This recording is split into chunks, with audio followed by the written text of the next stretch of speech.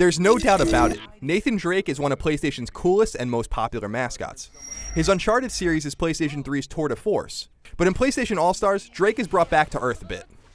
While he's unique compared to many other characters in the game, you're unlikely to place him amongst the group of characters you'd most like to use. Drake relies mostly on firearms, but the square button has nothing to do with them.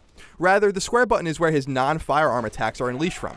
Hit square twice in a row while next to an enemy with no analog stick use to punch and then uppercut a foe.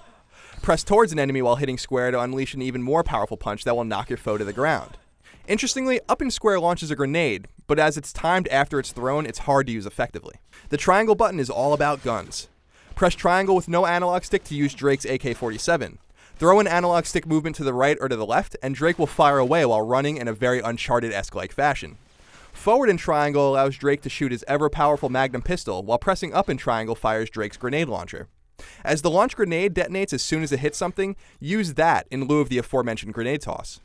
The GAU-19 chain gun, used by pressing down in triangle, should be ignored outright. It's almost impossible to use without being interrupted. The circle button is Drake's wildcard option. His most useful attack here is circle with no analog stick, which lets him kick an ever-annoying barrel across the screen, tripping foes in its way.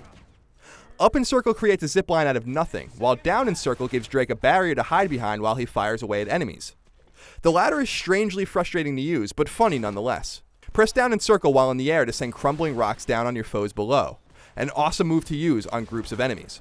Drake's level 1 super attack, the propane tank, is hard to aim properly and should be avoided unless you're fighting closely clumped groups of thugs. His level 2 attack, on the other hand, the stone pillar, is a great way to strike and trap foes in a corner of the screen. You can easily rack up 3 kills with it. His level 3 attack, DORADO SARCOPHAGUS, is both fun to show off to friends and surprisingly useful in racking up kills.